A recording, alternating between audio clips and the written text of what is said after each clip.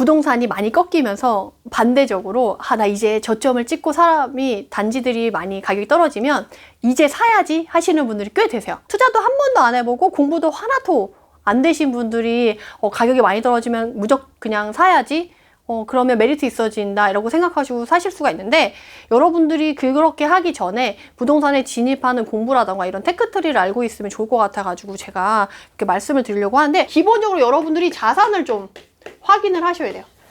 내가 자산을 얼마 갖고 있느냐에 따라서 계획이 달라져요.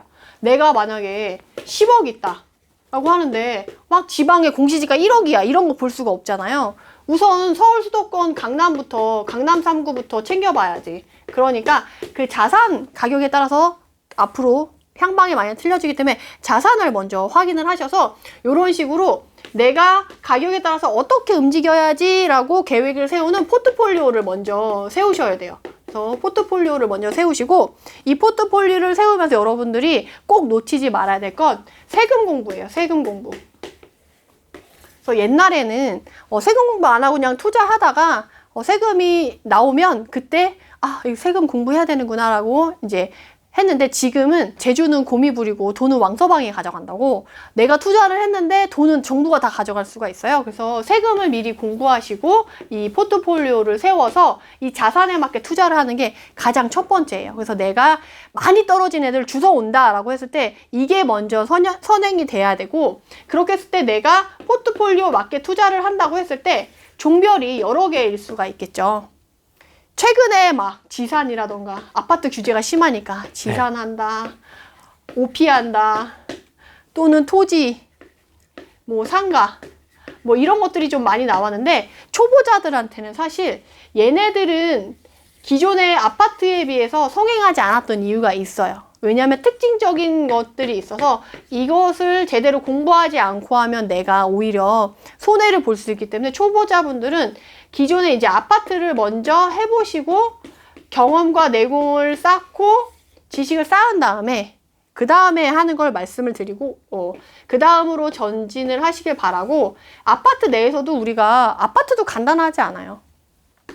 분양도 있고요, 재개발도 있고요, 재건축도 있고요, 그리고 그냥 기축에 있는 걸 투자한다고 하더라도 신축이 있고요, 준신축이 있고 구축이 있어요. 그래서 이 아파트 안에서도 내가 어느 지역을 좋아하는지, 어떤 아파트 투자 유형을 좋아하는지를 먼저 또 고민을 하셔야 돼요. 근데 시기별로 유리한 애들이 있고 내가 잘하는 전략이 있겠죠. 근데 지금은 부동산 투자의 큰 흐름은 재개발, 재건축이다.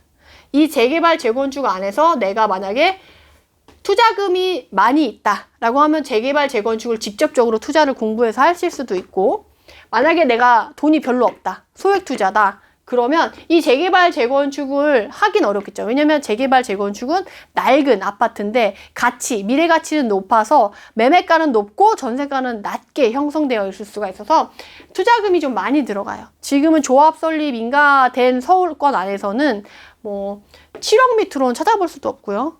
수도권 안에서도 5억 정도는 있어야지만 진입이 가능하기 때문에, 나는 그럼 소액밖에 없어요, 2천만 원, 3천만 원, 5천만 원 이 정도밖에 없는데 그러면 투자를 못 하게 되는 건가요? 라고 생각을 하실 수가 있는데, 그런 사람들은 이런 재개발, 재건축이 잘 갔을 때 같이 가격이 견인될 수 있고, 얘네들이 이주가 시작돼서 혹시나 관처가 나서 이주 수요를 받을 수 있는 주변에 준신축이나 구축을 같이 투자를 할 수가 있다라고 하면 같이 가격이 견인돼서 가기 때문에, 이렇게 소액 투자를 생각하시는 분들은 요 재개발, 재건축과 연계한 준신축 또는 구축을 투자하실 수가 있어요. 그래서 이렇게 방향성을 잡으시면 돼요. 본인이 이제 공격적으로 투자를 할 거냐, 좀 안전하게 보수적으로 투자할 거냐에 따라서 본인의 종별도 정하시고 전략도 정하시면 되는데, 이때 이런 것들을 투자했을 때 장단점들, 그리고 거래할 때 내가 발생할 수 있는 변수들, 그때 대처하는 능력, 이런 것들을 공부를 하시면 되고, 이거를 정해졌다 한 다음에 이제 지역 공부까지 들어가셔야 되거든요. 그래서 지역 공부를 한다고 하면, 여러분들이 요새 빅데이터 활용 안 하시는 분들 없잖아요. 네. 빅데이터는 하루에 그냥 30분 매일 신문 보듯이 한다, 초보자분들은. 그렇게 해서 접근을 하시면 되고, 그 다음에는 이제 현장에 나가 보시는 건데, 이거를 보통 임장이라고 하잖아요. 이거는 사실 초보가 혼자 나가기는 좀 어려워요. 그래서 좀 주변에 지인들이랑 같이 나가던가, 아니면 공부를 같이 시작한 동기들이랑 같이 나가던가, 아니면 전문가가 운영하는 이런 임장 프로그램이 있다라고 하면 거기 가셔서 배우시는 게 좀 도움이 된다. 근데 지역 공부를 하실 때 제가 정말 제일 중요하게 말씀드리는 것 중 하나가 별표 3개 드릴 수가 있는데, 이게 뭐냐면 한 놈만 패야 된다. 한 놈? 예, 한 지역만 파야 된다. 욕심이 많고 내가 관심 지역이 많다 보니까, 그리고 관심 지역은 많고 내가 그 지역 중에서 가장 베스트한 지역이 뭐 어딘지 모르니까 한 지역을 선정하기가 어려운 거예요. 그러니까 여기도 관심, 여기도 관심 다 조사를 하다 보면 수박 겉핥기만 되고 진행되고 결과가 나오지가 않아요. 그러면 결과가 안 나오면 투자하다가 지쳐서 그냥 발 빼고 그냥 원래 일상생활을 유지하던 대로 돌아가실 수가 있는데, 이렇게 되지 않기 위해서 내가 지금 수준에서 부동산을 보는 눈이 없지만, 내가 봤을 때 가장 좋은 지역, 관심 지역 하나만 정해놓고 깃발을 꽂을 때까지 한 지역만, 한 놈만 팬다라고 생각을 해가지고 요 지역에 깃발을 꽂는 거예요. 그러면 그 얘보다 더 좋은 지역이 그제서야 눈에 보이거든요. 그러면 그런 식으로 지역을 넓혀가면서 이제 부동산 눈을 키워야지, 경험을 안 하고 공부만 해서는 그 눈이 키워지지가 않아요. 그래서 요렇게 가시면 되겠다. 그런 다음에 이제 되게 지루할 수 있는 반복을 여러분들이 하셔야 되는 거죠. 그래서 사실은 여기서 여러분들의 좀 성향이라던가 적성이 좀 반영이 되는 게 아닌가 싶어요. 저희 수강생분들 중에 많은 분들은 임장 다니는 게 너무 재밌어요, 공부가 너무 재밌어요 하시는 분들이 꽤 되시거든요. 그래서 본인 적성이나 성향 자체가 이 부동산 공부가 재밌는 사람들은 수익이 안 나도 꾸준히 하시거든요. 근데 나는 그렇지 않다. 그러면 조금 빠르게 결과를 볼 수 있는 방법으로 해가지고 이 수익의 맛을 보셔야지 그걸 또 꾸준히 할 수가 있어요. 고기도 먹어본 사람이 먹는다고. 그 맛을 모르면 못해요. 근데 맛을 알면 그 성취감과 그 수익의 맛을 잊지 못해서 자기도 모르게 막 임장을 가고 있고 조사를 하고 있고 이렇게 되는 거죠. 자본주의의 맛. 그쵸. 이 자본주의의 이 길들이면 헤어나올 수가 없어요. 투자를 계속 하시다 보면 자기도 모르게 자신만의 결을 찾게 돼요. 내가 잘하는 투자 방법, 내가 좋아하는 부동산 투자 방법들을 찾게 되거든요. 그러면 그것들의 결을 살려가면서 투자를 하다 보면 자기도 모르게 시장 흐름에 맞춰서 투자하는 전략이라던가 세팅하는 방법들을 찾아가실 수가 있어요. 그래서 여러분들이 처음에 투자하려고 하시면 되게 막막하고 답답하고 그럴 수가 있는데, 여기 자산을 확인하는 것부터 시작해가지고 이렇게 쭉 이어서 가신다고 한다면 여러분들이 투자에 진입에 성공할 수 있지 않을까 싶습니다. 저 반복하는 게 되게 중요한 것 같은데요. 지루하기도 하고, 사실 왜냐면 한 번 투자를 했다 하더라도 이게 어쨌든 돈을 모으는 데까지 또 시간이 소요되기도 하거니와 2년 4년 이렇게 기다려야 되는 시간들이 있지 않습니까? 초반에는 어쨌든 인구의 시간이 좀 있는데 그 시간을 좀 어떻게 견디면서 지낼 수 있을지. 저 같은 경우는 총알이 떨어지잖아요, 투자를 하고 나면. 그럼 약간 심적으로도 좀 약간 이제 좀 힘들고, 그래서 저는 약간 성향이 고민이 되거나 힘들다 그러면 노력을 더 쏟아붓는 경향이 있어요. 그래서 공부를 더 한다거나 임장을 더 갔었어요. 그리고 총알이 떨어졌다, 기다려야 된다, 총알이 모일 때까지 기다려야 된다, 그럼 그걸 못 기다렸어요. 그래서 총알이 안 드는 무피 투자를 찾아다녔죠. 근데 지금 시장에 가보면 무피랑 막 플러스피 막 100개, 200개 지금 널려 있거든요. 근데 문제는 그걸 다 사면 안 돼. 거기 안에서 이제 옥석을 가리고 가치를 봐야 되는데, 그걸 현장에서 보면서 이게 내가 정말 사도 될까, 내가 내 돈을 찔러도 될까, 거래 계약서를 써도 될까라고 판단하기 전에 그럼 공부를 미친 듯이 하면 돼요. 그런 게 확신이 들 때까지 임장을 가는 거죠.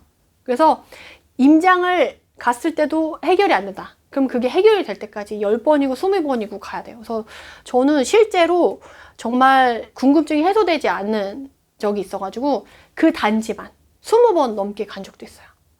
그래서 나중에는 그 사장님, 거기 부동산 인근에 있는 사장님이랑 너무 친해져서 막 밥도 먹고 따로 수다도 떨고 할 정도로 엄청 가까워지고, 그렇게 계기가 되면서 부동산에 친숙해지면서 자기도 모르게 눈이 생기더라고요. 근데 어떤 궁금증이었는데 20번씩이나 갈 정도로?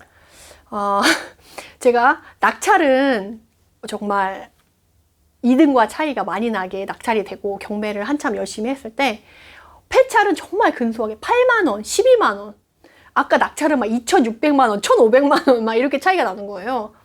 근데 그게 일괄적으로 너무 낙찰도 차이가 많이 나게, 폐찰도 그 금액 차이가 많이 나게 되면 내가 시세 조사를 잘못했나? 가 될 텐데, 폐찰은 또 근소하게 하니까 시세 조사를 잘못한 건 아닌 거예요. 그래서 왜 이런 차이가 있을까를 해소하려고 하다 보니까 그 단지에 한 20번에서 한 30번 정도 갔던 것 같아요.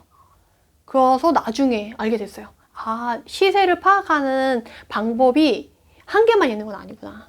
정말 다각도로 여러 가지를 파악해야지만 그게 가능하구나. 물론 감으로 바로 아시는 분들도 있어요. 근데 저처럼 감으로 안 되고 센스가 없으신 분들은 정말 다각도로 어떤 거를 확인했을 때 감을 잡을 수 있는지를 다 조사를 해야 되는 거죠. 그래서 그런 것들을 아는데 좀 시간이 걸렸어요. 근데 또 이렇게 리피트를 할 때 되게 지루하거든요.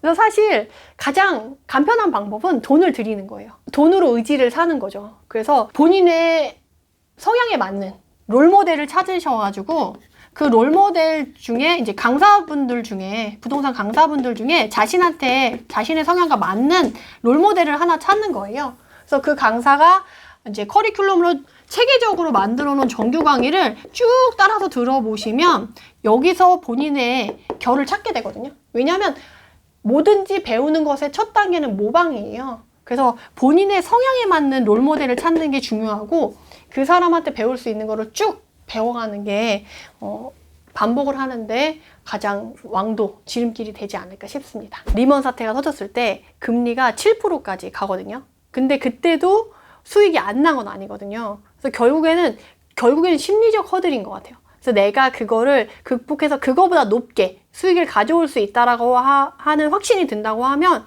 사실 금리 인상은 크게 부담이 되진 않은데, 이게 내가 그냥 전세를 사는 거고 그냥 월세를 사는데 어느 부담을 되는 거다, 그냥 소비되는 금액이다라고 하면 상당히 부담이 되지만, 그러니까 여러분들이 이자를 생각할 때 결국에는 나눠서 생각해야 될 건 그건 것 같아요. 이 이자가 소비형이냐 투자형이냐로 나눠서 여러분들이 이게 그냥 소비되고 없어지고 내 자산에 전혀 도움이 안 되는 이자다 그러면 이 이자는 없애는 게 맞아요. 그리고 이걸 안 하도록 노력을 하고 최소한 줄이도록 노력하는 게 맞죠. 이게 4%든 5%든 심지어 1%, 2%라고 할지라도. 근데 내가 투자를 위해서, 내가 자산을 증식시키기 위해서 투자용으로 이자를 낸다라고 하면 이 이자금 자체를 이 실제로 들어가는 투자 금액으로 산정을 하는 거예요. 필요 경비로. 그러면 어차피 이 필요 경비 안에서 소비하려고 만들어 놓은 금액이기 때문에 이 이자 자체가 부담이 되지가 않아요. 투자를 위해서 내가 가져가는 돈이니까. 그래서 여러분들이 이자를 낸다라고 했을 때 이게 소비인지 투자인지를 나눠서, 투자라고 한다면 내가 어디까지 감당할 수 있는지 허용 범위를 정해서 그거 자체를 필요 경비로 잡아놓으면 그런 심리적인 허들을 없애고 투자를 이어가는데 조금 좋지 않을까 싶습니다.